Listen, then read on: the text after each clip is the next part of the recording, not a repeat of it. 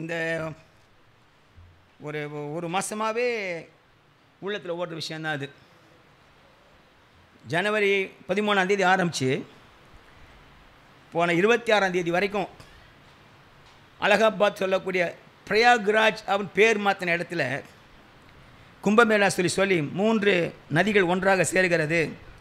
அப்படி சேர்றதுனால அந்த நதிகளில் அந்த நேரத்தில் போய் குளிச்சமானால் அது மூழ்கினமானால் ஆத்மா தூய்மையாகும், பாவங்கள் அகற்றப்படும் நம்பிக்கையினால் கோடிக்கணக்கான மக்கள் பேப்பரில் 65 கோடி போடுறாங்க. அது நம்ப முடியாது. 65 கோடியை விபத்து ஏற்படும் போது குறைச்சி சொல்லுவானுங்க, இது கூட்டி சொல்கிறது, ரொம்ப எல்லாம் வந்த மாதிரி சொல்கிறது. சார் 65 கோடி இருக்கட்டும், 65 கோடி மக்கள் சென்று மூழ்கி இருக்கிறார்கள், நல்லது. ஆனால் நமக்கு என்ன அதில் பாடம் கேட்டிங்கன்னா, ஏன் அப்படி போனாங்க? ஒரு போன மாதம் நானும் சந்திராவும் சர்வீஸ் முடிச்சுட்டு இட்லி சாப்பிட்டுலாம் சொல்லிவிட்டு ஒரு ஹோட்டலுக்கு போனால் முழுக்கம் காராக நிற்குது. உள்ளே போக முடியல. என்ன பண்ணோம்? வேன் அந்த கடை வேணும், வேறு எடுத்து போயிடும். ஒரு ஹோட்டலுக்கு போகும்போது அப்படி பண்ணோம். ட்ரெயினில் ஏறுறதுக்கு இடமே இல்லை, அங்கே கூட்டம் நிரம்பி வழியுது. 300 கிலோமீட்டர் டிராஃபிக் ஜாம்ன்றான். 20 கிலோமீட்டர் நடந்து போகணும், பைக் வாகனத்தில் போக முடியாது, நடந்து போகணும். மணிக்கணக்காக ஒரே இடத்துல நிற்கிறாங்க மக்கள். அப்படி இருந்து அங்கே போகிறதுக்கு என்ன அவங்களுக்கு அப்படி பெரிய ஆத்திரம் மனசில்? என்ன அந்த மாதிரி அதில் லாபம் அவங்களுக்கு அப்படின்னா, விளங்கிக் கொள்ள வேண்டிய விஷயம் ஒன்று இருக்கிறது. என்னது அப்படின்னா, தாகம். வாழ்க்கையில் இருக்கக்கூடிய தாகம். அவ்வளோ கூட்டம் நெரிசல் இருக்குது டெல்லியில், உள்ளே போக முடியாமல் இருக்குது. அப்படி கூட அந்த மக்கள் போகிறாங்களே, எப்படி போவாங்க? யோசிக்கலையே அவங்க. ஒரு இட்லி சாப்பிட போகிறது கூட்டத்தை பார்த்து நம்ம வெளியே போயிட்டோம். ஏன் மக்கள் தொடர்ந்து அங்கே போகிறாங்கன்னா, தாகம். எப்படியாவது போயிட பிள்ளை கூட தீட்டு போகிறாங்க. ஒரு பக்கம் வந்துட்டு கொஞ்சம் சமூக விரோதி இருப்பாங்க, இந்த கூட்டத்தில் போய் இஷ்டத்துக்கும் பண்ணுறதுக்காக திருடுறதுக்கு போய்வாங்க, அது வேறு விஷயம். ஆனால் பெரும்பாலுமான மக்கள் ஒரு தாகம், ஆவிக்குரிய ஒரு தாகம். போய் முழுகிட மாட்டோமா? ஆத்மா தூய்மை ஆகிடாதா? பாவம் மன்னிக்கப்பட்டுறாதா? அந்த உள்ளத்தில் துடிப்பு இருக்குல்ல, யாராக இருந்தாலும் துடிப்பு இருக்குது இல்லை. கிறிஸ்தவன் மட்டும் விட்டுருங்க, எல்லாருக்கும் இருக்குது. அது எதுக்காக ஒரு நாளைக்கு 5 முறை சொல்லுகிறார்கள்? காலையில் அந்த 5 முறை இஸ்லாமிய சகோதரர்கள் இலாஹ் இல்லல்லாஹ முஹம்மது ரசூலுல்லாஹ் சொல்லி கூப்பிட்றாங்கல்ல. எதுக்காக? அல்லாஹ்வை தவிர கடவுள் இல்லை, முகமது கடைசி இது சொல்லி கூப்பிட்றாங்கல்ல. எதுக்காக? ஆத்ம திருப்தி, பரிசுத்தத்திற்காக, தூய்மைக்காக, பாவங்கள் அகற்றப்பட. இந்த புத்தம் சரணம் கச்சாமி அழைகிறாங்களே, அவங்க எதுக்காக? அதே தான், பாவம் மன்னிக்கப்பட வேண்டும். திருச்செந்தூர், திருப்பதி, வடபழனி, பழனி, அப்புறம் எங்கே ஸ்ரீமாவோ அது ஒரு இதில் இருக்குது, ஸ்ரீநகர் காஷ்மீர் வழி ஒன்று இருக்குது, அது வைஷ்ணவ தேவி ஒன்று இருக்குது.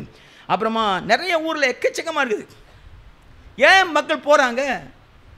கிறிஸ்தவனை கடை சொல்லுவாங்க, அதெல்லாம் பிசாசு கும்பிட போகிறாங்க. நீங்கள் வேற ஒழுங்காக சொல்லு, நீ சொல்கிற பிசாசுன்ட்டு அவங்களுக்கு அது தெய்வமாக தெரியுது இல்லை. ஏன் போகிறாங்க அங்கே?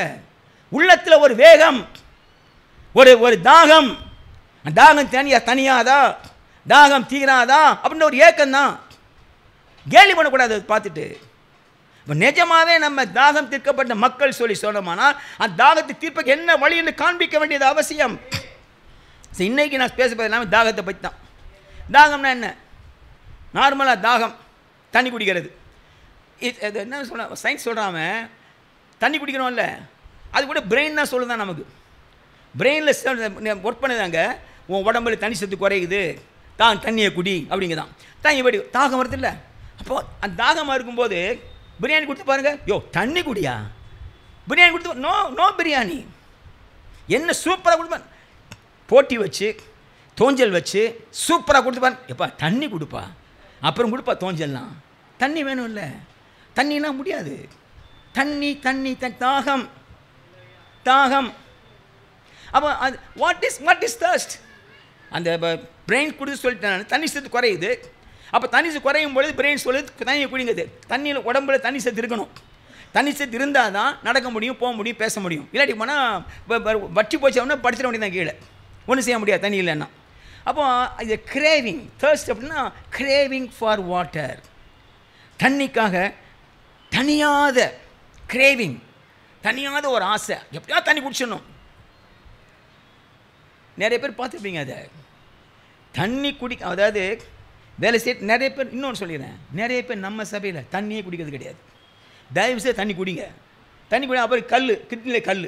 ஐயோ பாஸ்டர் ஒரே வலி. நெல் தண்ணி குடித்தா முதல்ல நீ இல்லை, அப்புறம் ஏன் குடிக்காம விட்ட நீ? குடிங்க தயவு செய்து தண்ணி. ஒரு நாளைக்கு 2 லிட்டர் 3 லிட்டர் தண்ணி குடிங்க.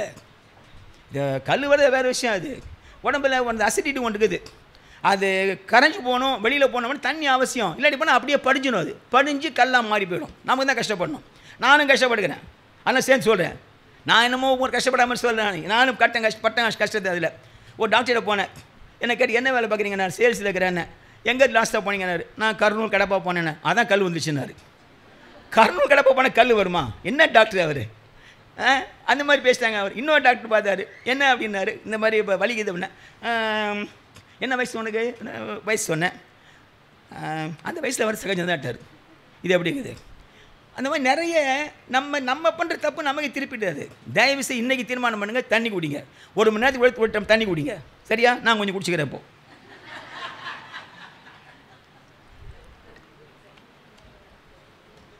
இதெல்லாம் சாதாரண விஷயம். அதில் தண்ணி குடிக்கிறதெல்லாம், தண்ணி குடிக்கிறது, காலையில் நடக்கிறது, நேரத்துக்கு தூங்குறது. தயவு செய்து நைட்டில் செல்ஃபோன் பார்க்க நிறுத்துங்க. 2 வரைக்கும் 3 வரைக்கும் செல்ஃபோன் பார்க்குறது வேண்டாம். காலை 8 வரைக்கும் தூங்குறது, 12 வரைக்கும் தூங்குறது, சாப்பிட்றது 12 மணிக்கு. கரெக்ட். இப்போ தான் பிரேக்ஃபாஸ்ட், லஞ்ச் டைமில் பிரேக்ஃபாஸ்ட். எனக்கு ஒரு பாஸ்டர் தெரியும். 12 மணிக்கு 12:30 மணிக்கு வருவார். வந்துட்டு குட் மார்னிங் எவ்ரிபடிம்பார். இப்போ மத்தியானம் ஆகுது. நீ ஒன்றும் சொந்தமாக இஷ்டத்தும் சொல்கிற எல்லாரும் காலையில் உட்காந்துக்கிறீங்க எல்லாருமே இங்கே. ஸோ தயவுசெய்து பண்ணாதீங்க. அது அப்படி தயவு செய்து தண்ணி குடிங்க. ஸோ தாகம், ஃபிசிக்கல் தாகம் இருக்கிற மாதிரி there is a spiritual thirst, craving for something, craving to have a connection with the higher power. அது ஆண்டவர் அறியாத மக்கள் பேசுகிற வார்த்தை. அது ஹையர் பவர். ஒரு ஒரு ஒரு ஒரு ஒரு சக்தி ஒன்று இருக்குது. அந்த சக்தியில் போய் அந்த இணையிறதுக்கு நமக்கு அந்த தாகம் தேவை. அந்த தாகம், நிறைய தாகத்தை பற்றி பேசுகிறாங்க. அந்த மாதிரி வேதத்துலேயும் தாகத்தை பற்றி நிறைய பார்த்து வச்சுக்கிறோம். நிறைய. இன்றைக்கி நான் ஒரு நிமிஷம் யோசித்தேன். இவர் கணேஷ் பேசும்போது சங்கீதம் 63 சொன்னார்ல, அது வேர்டு வந்து ஞாபகதா? தாகம்னு சொன்னதா? ஏன்னா நம்ம பாயிண்ட் எடுத்தாரே யோசித்தேன் நான். பட் என்ன அப்படின்னா, அவருக்கு அந்த பாயிண்ட் வருது, எனக்கு அந்த பாயிண்ட் வருது. அவர் வீடு தனிகாசன நகர், என் வீடு வந்து மேடவாங்க டேங்க் ரோட். சம்மந்தமே கிடையாது. The point is God wants us to understand இந்த தாகம்னா என்ன. நமக்கு தாகம் இருந்தால் தான் வாழ்க்கையில் முன்னேற முடியும். தாகம் இருக்காது, இல்லைன்னா வம்பது. ஒரு சில வசனம் சொல்கிறேன் பாருங்கள், எவ்வளோ அருமையாக இருக்குது பாருங்கள். முதலாவது 143 சங்கீதம், 143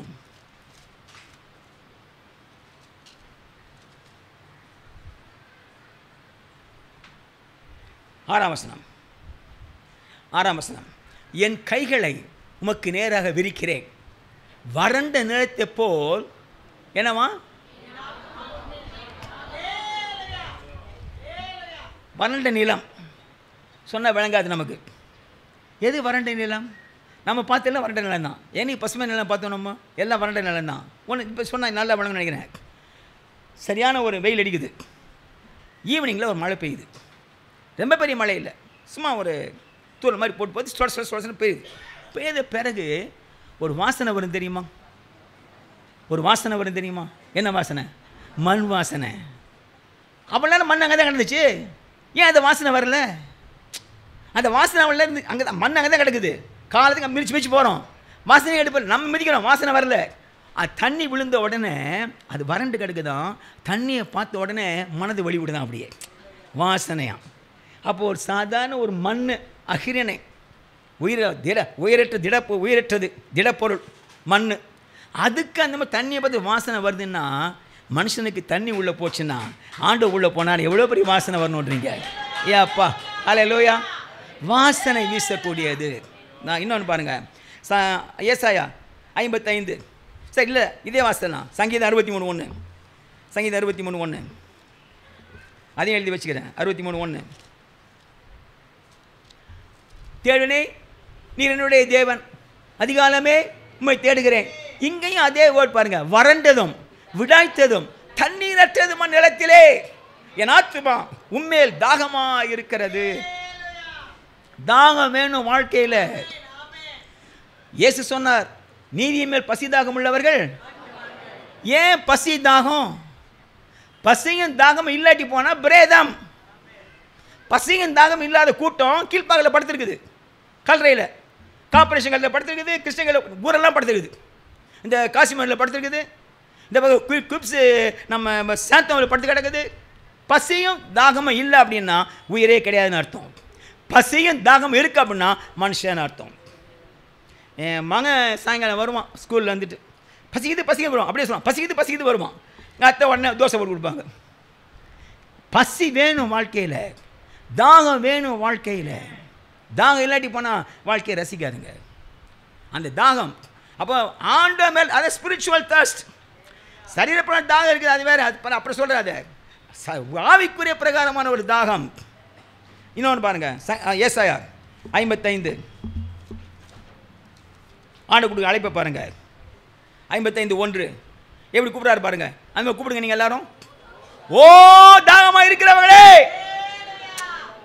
எப்படி பாருங்க. அது தாகமாக இருக்கிற எல்லாம் என்ன பண்ணுங்க, எல்லோரும் தண்ணீர் நிலைக்கு வாருங்கள். பணம் இல்லாதவர்களே நீங்கள் வந்து வாங்கி சாப்பிடுங்கள். ஆண்ட கொடுக்குற அழைப்பு. அவ்வளோ கோடிக்கணக்கில் போனாங்கல்ல தாகத்தில். அந்த தாகத்திற்கும் தண்ணீர் எங்கே இருக்கிறது? இயேசு என்கிற நபரிடத்தில் இருக்கிறது. அதுதான் தேவை இந்தியாவிற்கு. இந்த மாதிரி நிலைமையில் ஒரு தாகத்தோடு அலையும் பொழுது அந்த தாகம் தீருவது எங்கே? வருகின்ற வேளையிலே இயேசுவிட தாகமாக இருக்கிறவர்களே தண்ணீர் நிலைக்கு வாருங்கள். வெளிப்படுத்தல் 22ஆம் அதிகாரம் பாருங்க. பைபிள் முழுக்க தாகம் தான். 22ஆம் அதிகாரம்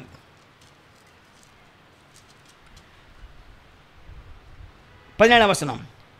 22:17 ஆவியும் மனவாட்டியும் வா என்கிறார்கள், கேட்கிறவனும் வா என்பானாக.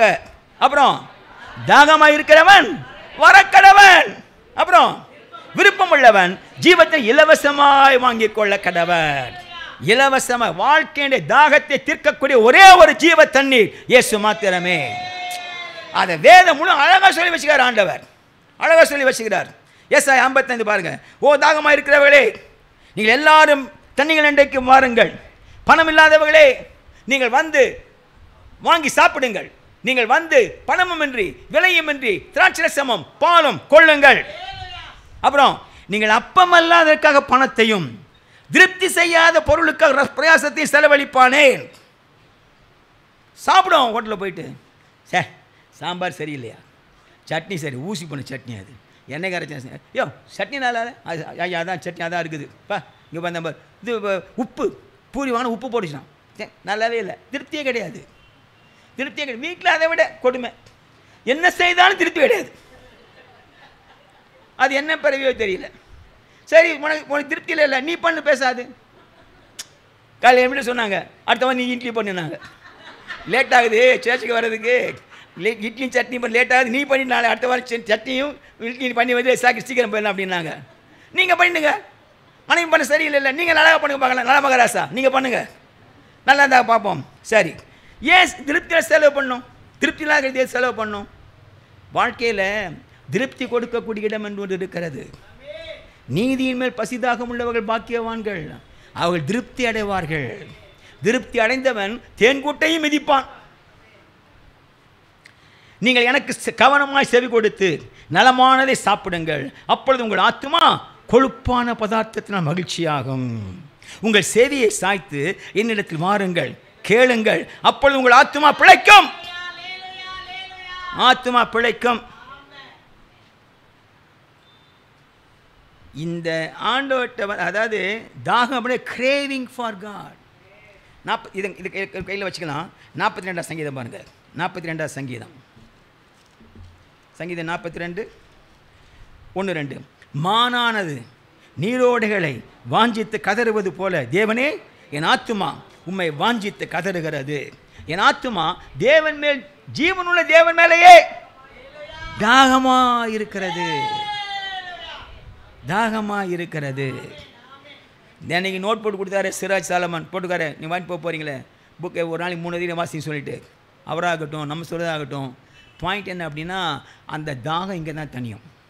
வேதம் வாசிக்கும் போது தாகம் தனியும், அவசியம், அது ரொம்ப ரொம்ப அவசியம். அது அப்போ ஜீவனுள்ள தேவனுடைய தாகமாக இருக்கிறது. இங்கே பாருங்கள், என்ன நான் சொல்கிறத கவனி. தாகமாக இருக்குதியா, என்கிட்ட வா, நான் சொல்கிறத கவனி, நான் சொல்கிறபடி செய், வாழ்க்கை அருமையாக இருப்பாய். கொழுப்பான அது என்னது, உங்கள் ஆத்மா கொழுப்பான பதார்த்தத்தினால் மகிழ்ச்சியாக இருக்கும். மகிழ்ச்சியாகும். கொழுப்பு எவ்வளோ கொழுப்புன்னு தான் பேச சொல்கிறாங்கல்ல, அது தனி கொழுப்பு இருக்குதுல்ல, அந்த கொழுப்பு சாப்பிட்றதுல ஒரு தனி இன்பம் இருக்குதுல்ல. இது சந்திரா சொன்னால் அவங்க அம்மா கறி குழம்பு வைக்கும்போது கொழுப்பு அப்படி மிதக்கமா மேலே அதை எடுத்து பிள்ளை சாப்பிட கொடுப்பாங்களாம். கிரேஸ் எடுத்து பண்ண நினைக்கிறேன். கிரேஸ் தான் நம்பர் 1 அந்த மாதிரி பண்ணுறதில்ல. மீன், மட்டன், ஃபிஷ்ஷு எதுனாலும் சரி சூப்பராக பண்ணுறதை கீழாடி அவங்க. Right, the point is this, கொழுப்பான பதத்தை திருப்தியாக்குவேன். இதெல்லாம் படிக்கும்போது ஆண்டவர்னு ஒருத்தர் இருப்பாரானால் கர்த்தரை நம்புகிறவனோ கொழுப்பான் அப்படின்னு இருக்குது. கர்த்தன் செழிப்பான் கிடையாது, கொழுப்பான். கர்த்தனை நம்பி கொழுப்பானவன். தானியேல், மீசாவேல், அனனியா, அசரியா தெரியுமா உங்களுக்கு அவர் யாருன்ட்டு? நிறைய பேர் தெரியாது. தானியேல், ஓ சாத்ராக் மேஷாக் ஆபேத்நேகோ, அந்த பேர் சொல்லவே கூடாது. எந்த பேரை? அந்த 3 பேரை. சாத்ராக் மேஷாக் ஆபேத்நேகோ யார் வச்ச பேர்? அது பாபிலோனிய மன்ன வச்ச பேர். அது அவனுக்கு உண்மையான பேர் என்னது? தானியேல், அசரியா, மீசாவேல், அனனியா. அதை தெரியாது மக்களுக்கு, எல்லாம் அது தெரியும். மேஷாக் தான் அதெல்லாம் தெரியும். இந்த கிறிஸ்தவ வாழ்க்கை இருக்குது, கிறிஸ்தவ உலகம் இருக்குது, வேடிக்கையான உலகம். அது நல்லதெல்லாம் விட்டுரும், எலும்பாக போய் பொறுக்கிட்டு இருக்கும். கொழுப்பெல்லாம் விட்டுரும், எலும்பு பொறுக்கிட்டு இருக்கும். சரி விடுங்க, அது இன்னொன்று பார்ப்போம். இன்றைக்கி ஏன் பாயிண்ட்டு, அந்த 4 பேர் ராஜா அரண்மனையில் சாப்பாடு buffet, anything and everything can have. pork fry, pork chili pork and pork manchurian. அது இன்னும் காடை, கவுதாரி என்னெல்லாமோ இருக்குது. தானியேல் பார்த்தாரு, இது ராஜா வட்டி சாப்பாடு, நம்ம ஆண்டு சொல்லியிருக்காரு, கண்டனை சாப்பிடான்னு இருக்காரு. அதனால் ஐயா தலைவரே, எங்களுக்கு அந்த ராஜா சாப்பாட்டில் வெறும் வெண்டைக்காயும் பாவக்காயும் கொடுன்ட்டான். வெண்டைக்காயும் பாவக்காய் மட்டும் கொடுத்தா போதுன்ட்டான்.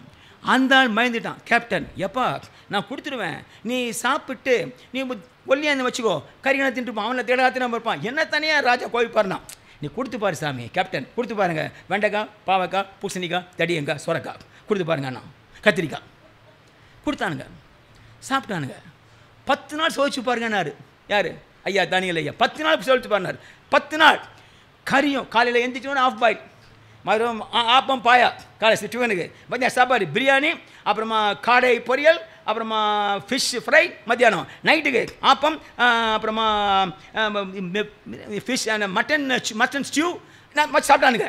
சாப்பிட்ட பிறகு பார்த்தா வெண்டைக்காயும் சொரக்காயும் கத்திரிக்காயும் சாப்பிட்டவன் பிரமாதமாகறான். முகம் அவ்வளோ செழிப்பாக இருக்குது. அவன் அவ்வளோ தின்னா பாருங்க, மத்தியானம் டொக்கு விழுந்து கிடையாது எல்லாமே. ஏன்டா அப்படி? ஆண்டவர், ஆண்டவர் சாப்பிட்ற சாப்பாட்டில் இல்லை, ஆண்டவர் வாங்குற சம்பளத்தில் இல்லை, ஆண்டவர். நம்ம சம்பளம் வந்தா போல இல்லைங்க, சம்பளம் இல்லைங்க, ஆண்டவருங்க. இருக்கிற இடம் இல்லைங்க, ஆண்டவருங்க. எந்த இடத்துல இருந்தாலும் ஆண்டவர் இருக்காருங்க. ஹல்லேலூயா, ஹல்லேலூயா, ஹல்லேலூயா. அவர் இருக்கணுங்க கூட. நம்ம கண்ணை வேற எங்கே பணம் மட்டும் எங்கே வேற, ஆண்டு வந்தால் போதுங்க, மீன் தானா வரும். அது தானா வரும். முதலாவது தேவன் ராஜ்யத்தை நீ தேடுங்கள், அப்போ இவளை கூட கொடுக்கப்படும். அப்புறம் தென் யோவான் 7ஆம் அதிகாரம் 38ஆம் வசனம். யோவான் 7ஆம் அதிகாரம், யோவான் 7ஆம் அதிகாரம். தாகம், தாகத்தை தீர்க்கக்கூடிய ஜீவ தண்ணீர். 7ஆம் அதிகாரத்தில் 37, 38, 39, 37 பண்டிகையின் கடைசி நாளாகிய பிரதான நாளில் இயேசு நின்று சத்தமிட்டு, ஒருவன் தாகமாயிருந்தால் வேதவாக்கி சொல்கிறபடி என்று விசுவாசம் இருக்கிற எவனோ உள்ளத்திலிருந்து ஜீவ தண்ணீர் நதிகள் புறப்பட்டு ஓடும், நதிகள் ஓடும் என்றார். சரி, இது என்ன பண்டிகை அப்படின்னா, இஸ்ரவேல் மக்களுக்கு பண்டிகை அப்படின்னா அது பெரிய ஒரு சப்ஜெக்ட். அது ஒரு நாளைக்கு அதை பார்ப்போம். நம்ம லேவியராக 23ஆம் அதிகாரத்தில் பண்டிகை சொல்லி வச்சுக்கிறார். என்ன பண்டிகை இஸ்ரவேல் மக்கள் ஆண்டோட பிள்ளை கொண்டாட வேண்டும் என்று சொல்லி. பண்டிகை இல்லாத வாழ்க்கையே கிடையாது. நம்ம நினைக்கிறோம், என்னங்க தீபாவளி கொண்டாடுறோம், என்னங்க பொங்கல் கொண்டாடுறோம், என்னங்க அது கொண்டாடுறோம். பண்டிகை இருக்கணும் மக்கள்னா, அது மகிழ்ச்சி. அது யார் வகுத்து வச்ச நீதின்றீங்க? ஆண்டவர் வகுத்து வச்ச நீதி. குடும்ப மகிழ்ச்சி, மக்கள் மகிழ்ச்சியாக இருப்பதற்கு பண்டிகை தேவை, பண்டிகை தேவை. கிறிஸ்மஸ் வச்சோமான்னு திட்டுறான் நம்மளை, உயிர்த்த நாள் வச்சா திட்டுறான் நம்மளை. நம்ம இது சிலுவை நாள் சொன்னால் அதே வைக்கிற கேட்குறான் நம்மளை. இதே கூத்தா அலைகிறானுங்க. ஆண்டவர் பாருங்கள், இஸ்ரேல் மக்களுக்கு என்னென்ன பண்டிகை அழகாக சொல்லி வச்சார். அதில் ஒரு பண்டிகை கூடார பண்டிகை. என்ன கூடார பண்டிகை கேட்டிங்கன்னா, லேவியராகமம் 23ஆம் அதிகாரம், லேவியராகமம் 23ஆம் அதிகாரம் 21ஆம் வசனம், 21லேருந்து, வருஷந்தோறும் 7 நாள் கர்த்தருக்கு இந்த பண்டிகை ஆசரி கடவைகள், இது உங்கள் தலைமுறை தோறும் செல்ல வேண்டிய நித்திய கட்டளை. 7ஆம் மாதத்தில் அதை அனுசரிக்க வேண்டும். நான் இஸ்ரவேல் புத்திரரை, நீங்கள் வாசிங்க, புக்கு எடுக்கலையா நீங்கள்? இந்த மானிட்டரில் வருதே, ஒரு சின்னதாக வருதுமா, பெருசாக போடணுமா? நீங்கள் எப்படி பார்க்குறது அது எல்லோரும்? சரி, நானே வாசித்தேன். எகிப்தை புறப்பட பண்ணின போது அவர்களை கூடாரங்களில் குடியிருக்க பண்ணினதை உங்கள் சந்ததியார் அறியும்படிக்கு 7 நாள் கூடாரங்களில் குடியிருக்க கடவீர்கள். இஸ்ரவேலில் பிறந்தவர்கள் எல்லாரும் கூடாரங்களில் வாசம் பண்ண வேண்டும். நான் உங்கள் தேவனாய் கர்த்தர் என்று சொல் என்றார். மக்களுக்கு குறித்த ஒரு ஞாபகப்படுத்துறதுக்காக கூடார பண்டிகை. 40 வருஷம் மன சுத்தின, 40 வருஷமும் வீடு வைக்கல, கூடாரத்தில் இருந்து ஒரு ஒரு நிலையான வீடு கிடையாது. அங்கங்கே போயிட்டு வரும். அதை நினச்சி பார்க்கணும்.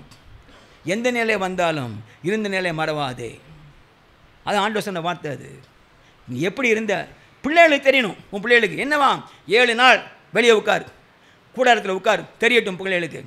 அந்த மழையில், அந்த காற்றுல, அந்த வெயிலில் எப்படி உட்கார் தெரியட்டும் மக்களுக்கு வச்சார். அது அப்போது அன்றைக்கி என்ன பண்ணுவாங்களாம், மெயினாக அதை எதுக்கு கொண்டு வைக்கிறாங்க அப்படின்னா, அப்படிப்பட்ட ஒரு மனாந்தரத்தில், அப்படிப்பட்ட ஒரு வாழ்க்கையில் தேவைகளை கர்த்தர் சந்தித்தார்.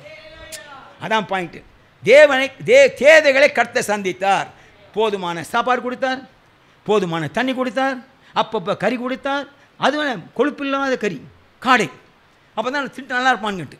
இல்லை கொழுப்பு எடுத்து போய் ஹார்ட் அட்டாக் வந்து என்ன பண்ணுறது? ஒருவேளை ஹார்ட் அட்டாக் வரல, பைபிள் அப்படியே இருக்குது. ஒரு பலபலம் இருக்கவில்லை, எல்லாம் சுகமாக இருக்கிறாங்க 40 வருஷமாக. ஆனால் சுற்றி ஏன் சாப்பாடு அப்படி? சாப்பாடு மண்ணா பொரியல், மண்ணா கூட்டு, மண்ணா நூடுல் எல்லாம் அப்படி தான் சாப்பிட்டாச்சு எல்லாம். சரி, அப்போது அது பாயிண்ட் என்ன சொல்கிறாருன்னா, அப்போ சொல்லுவாங்களாம், இந்த பண்டிகை நாளில் இஸ்ரேல் மக்கள் மத்தியில் பிரதான ஆசை நின்றுட்டு ஒரு ஜக்கில் தண்ணியை வச்சுக்கிட்டு அது தண்ணியை ஊற்றுவானாம். மக்கள் முன்னால் நிற்கிறாங்கல்ல, ஊற்றுவானாம். இப்படித்தான் வனாந்தரத்தில் இருந்த பொழுது தண்ணியை புறப்பட்டு வந்தது மனம். மக்கள் காய்ப்பானாம். அப்போ ஏசு சொல்கிறாரு, தாகம் மாதிரி என்னிடத்தை வாழ்ந்தார். தண்ணியை பார்க்குறேல்ல, தாகம் போய் தண்ணி கொடுத்தாங்க, அந்த தண்ணி நான் தான் என்கிட்ட வாழ்றாரு. எப்படி பாருங்க ஆண்டார். பண்டிகையின் கடைசி நாள் பிரதான நாளில் நின்று உரத்த சத்தமாய் ஏசு சொன்னார், சத்தமிட்டு ஒருவன் தாகமாக இருந்தால் என்னத்தை வந்து பானம் பண்ண கடவன். எதுக்கு இதை காமிச்சு கொடுத்தாங்க? தாகம், ஆவிக்குரிய தாகம். தாகம் தீர்வது எப்படி? முதல்ல தாகம் எப்படி வந்துச்சு? தாகம் எப்படி வந்தது? நேரவராயிட்டு இருக்குது. வாழ்க்கை ஒரு கற்பனை வாழ்க்கை. ஏதேன் தோட்டத்திலே ஆண்டவரால் உருவாக்கப்பட்ட கதாநாயகனும் கதாநாயகன் வாழ்ந்த ஒரு வாழ்க்கை. இது முழுக்கும் அருமையான ஒரு வாழ்க்கை. இன்பமான ஏதேன் தோட்டம், இயற்கை நிறைந்த, அந்த இயற்கை சூழல் நிறைந்த ஒரு இன்பமான ஒரு நிலைமை அது. கணவன் மனைவியாக, காதலன் காதலியாக கரங்கோர்த்து பாட்டு பாடி நடனம் ஆடி வாழ்க்கை இன்பமாக கழித்த நேரம், ஆண்டவரோடு சேர்ந்து கழித்த நேரம். ஒவ்வொரு நாளும் மத்தியம் ஆண்டவர் குளிரான வேளையிலே அந்த 20 வருவார், ஆதாமேல் தேடி வருவார், அமர்ந்து பேசுவார். உறவு, ஐக்கியம், சொந்தம் அப்படி இருந்தது. என்றைக்கு ஆதாம் அவர் சொன்ன வார்த்தையை மீறி பழத்தை சாப்பிட்டானோ அந்த நாளிலே விழுந்தது ஒரு கீறல். விழுந்தது ஒரு கீறல். இது விழுந்ததுனால இந்த கீறலை மறைக்கிறதுக்கு வாழ்க்கையில் தாகம் எல்லாருக்கும் இருக்குது. அந்த தாகம், இந்த கீறல் விழுந்தனால மாற்றப்பட்ட தாகம். அது சரீரப்பட்ட தாகம் வேறு, ஆவிக்குரிய தாகம். ஆண்டவரோடு ஒன்றாக வாழ்ந்த கதாநாயகன் கதாநாயகி அந்த ஐக்கியத்தை இழந்து போன பிறகு ஐக்கியம் வேண்டுமே என்று தவிக்கின்ற வேளையில் வந்ததன் தாகம். இந்த தாகத்தை தணிப்பதற்கு சினிமா, நோ. பாட்டில், நோ. குட்டி, நோ. புட்டியும் கிடையாது, எதுவுமே தாகம் தீர்க்காது. இந்த தாகம் தீர்க்க வேண்டும் என்று சொன்னால் உறவு மறுபடியும் வர வேண்டும். மறுபடியும் உறவு வர வேண்டும். இந்த உறவு வந்தால்தான் தாகம் தீரும். சரியா ஓட்டல பட் உங்களுக்கு விளங்குதுன்னு நினைக்கிறேன். உங்களுக்கு இந்த பாட்டு வந்து ஆண்டோடைய பாட்டு. இதுதான் தாகம். இன்னைக்கு ஏன் கும்பமேளா போய் குளிக்க போகிறானுங்க? இந்த தாகம். ஆண்டவரின் தாகம். ஆத்மா தூய்மை அடைய வேண்டும், பாவம் நீக்கப்பட வேண்டும். அதுக்கு ஒரே ஒரு இடம் ஆண்டவர் சன்னிதானம். அந்த ஆண்டவர் இல்லாதனால தான் அந்த விதமான ஏக்கம். அது இல்லாதனால தான் டாஸ்மாக். இப்போ டாஸ்மாக் முன்னால் ஒயின் ஷாப்பு. இதோ இந்த நம்ம முன்னால் ஒயின் ஷாப் இருந்துச்சுங்க. ஒருத்தன் கோபால்னு ஒருத்தன் ரொம்ப ஃபாதர் ரொம்ப அன்பாக இருப்பான். பிடிச்சான் ஒரு நாளைக்கு. நான் வரதை பார்த்துட்டான், அப்படி திரும்பிக்கிட்டான். இப்படி குடிச்சிருந்தேன், அது திரும்பினான். நான் கோபால் திரும்பி பாருங்கள். அந்த பக்கத்துக்கு மேலே குடிக்கிறதுக்கு முன்னாடி கேட்டுதான் ஃபாதர் மன்னிச்சுக்கோ ஃபாதர் அப்படின்னா. ஏன்டே மன்னிப்பு வைக்கிற? அங்கே கேளு மன்னிப்பு. அதான் நீங்கள் கேட்டு பாருங்க. கேட்டால் அந்த குடிக்கிறவன்ட்ட எனக்கு ஆசையாக குடிக்கிறேன், ஏதோ சனி இழுத்துட்டு போயிது என்ன அப்படிமா. தாகம். அந்த தாகம் தீர ஒரே ஒரு இடம் இயேசுவின் சன்னிதானம். இதோ இந்த ஆபர சம்பத்துக்கார் கேட்டு பாருங்க. அவரும் குடிகாரர் தானே? எஸ் எஸ்ஸா நோவா? தைரியமாக சொல்லுங்கள். இதான் மாற்றிட்டீங்களா? அப்புறம் என்ன பரிசுத்தவான்? இப்போ குடிகாரன் தான். எப்படி மாறி? ஏன் அவர் மட்டும் எல்லாரும் தான். நான் உங்களது கனவு வேண்டேன், எப்படா பாண்டிச்சேரி போகும் குடிக்கலான்ட்டு. ஏன்னா அப்போ இங்கே மது வேலைக்கு இருக்குதுங்க 68 69. நல்ல வேலை போகலான்னு ஒரு பிளான் பண்ணியிருந்தேன். பாண்டிச்சேரி போகணும், நல்லா குடிச்சிட்டு வரணும் அப்படின்ட்டு. இல்லை, ஜாஷுவா கேட்டு பாருங்க, அருமையாக சொல்லுவான் என்ன குடின்ட்டு. தெரியும், அவனுக்கு தெரியாதா? கடையிலே வேலை பார்த்தவங்க, என்ஜாய் வைன்ஸை வேலை பார்த்தவங்க. கடை பேரே என்ஜாய் வைன்ஸு. அப்போ என்னன்றீங்கன்னா, இந்த தாகம் தீர்வதற்கு ஒரே ஒரு சன்னிதானம் இயேசுவுடைய இடம். அவர் உள்ளே வந்துட்டார் அப்படின்னா மீதி எல்லாம் சரியாயிடும். அல்லேலூயா. ஏற்கனவே இயேசு வந்துக்கிறாருன்னா சந்தோஷப்படணும். ஆனால் வந்துக்கிறவங்க கூட ஏன் தாகமாக இருக்குது? இயேசு ஏற்றுக்கொண்டோம், கிறிஸ்தவனாக இருக்கிறோம், எல்லாம் இருக்குது, ஆனால் கூட தாகம் இருக்குது. ஏன் அப்படின்னா, தாகம் ஏன் வருதுன்னு சொன்னால், இந்த ஆண்டவர் பேர் சரியாக அறிவில்லை. இந்த ஆண்டவர் யார், இவர் எப்பேற்பட்டவர் தெரியல. அதுக்கு தான் பைபிளை படிக்கணுங்கிறது. அதுக்கு தான் இந்த இது போட்டு கொடுத்துக்கிறாங்க. ஒரு நாளைக்கு 3 அதிகாரம் வாசிங்க, ஆண்டவர் போய் தெரியுங்க. இது 2 வருஷம் சொல்லி முடிக்கிறேன். 2 வருஷம் சொல்லி முடிக்கிறேன். எது அப்படின்னா, ஒரு நாள் வருது வெளிப்படுத்தல் பாருங்கள். ஒரு வருஷம் தான், 2 வருஷம் வேணாம், 1 வருஷம் டைம் ஆகிட்டு. வெளிப்படுத்தல் 6ஆம் அதிகாரம், 7ஆம் அதிகாரம், வெளிப்படுத்தல் 7ஆம் அதிகாரம். இது ஆண்டவர் சன்னிதானம் போய் நிற்கிற மக்களை பற்றி சொல்லுதாங்க. வாசிங்க 15 16 17 வாசிங்க. இவர்கள் இனி பசி அடைவதும் இல்லை, இனி தாகம் அடைவதும் இல்லை, வெயிலாவது உஷ்ணமாவது படுவதும் இல்லை. இந்தியாவுக்கு எழுதின வசனம் அது. இந்தியாவுக்கு எழுதின. இந்தியாவில் ஜனவரிலேருந்து டிசம்பர் வரைக்கும் வெயில் தான், குளிர்காலமே கிடையாது.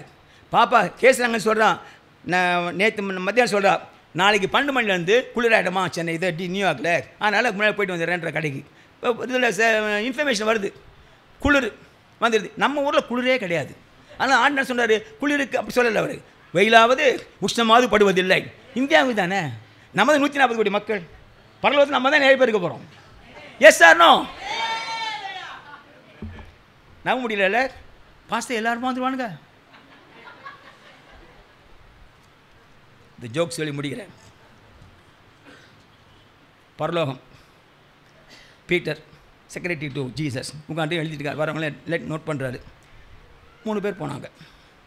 ஒருத்தர் யூதன், இன்னொருத்தர், இந்த 3 பேர் போனாங்க. முதல்ல போகிறார். ரிலிஜன் கேட்டார் பீட்டர். யூதன் அப்படின்னா சரி போ, 671 நம்பர் ரூம் 671. போகும்போது 8ஆம் நம்பர் தாண்டும்போது சத்தம் போடாமல் போ அப்படின்னாரு. சரி போயிட்டாங்க. அடுத்த ஆள்வா ரிலிஜன் முஸ்லீம் அப்படின்னா சரி உனக்கு 88ஆம் நம்பர் கொடுத்துக்கிறேன், இப்போ பரலோகத்தில் போயிட்டாங்க. ஆனால் போகும்போது 8ஆம் நம்பருக்கு பாரு, சத்தம் போடாமல் தாண்டி போ அப்படின்னா சரின்ட்டாங்க. 3ஆவது தான். நீ யார்? நான் நாத்திகன் அப்படின்னா. நாத்திகன் பரலோகத்தில். சரி உனக்கு 10வது ரூம் நம்பர் ரூம் போகும்போது 8ஆவது ரூம் பக்கத்து போது சத்தம் போட்டுறாத, அமைதியாக போயிட்டு நானா.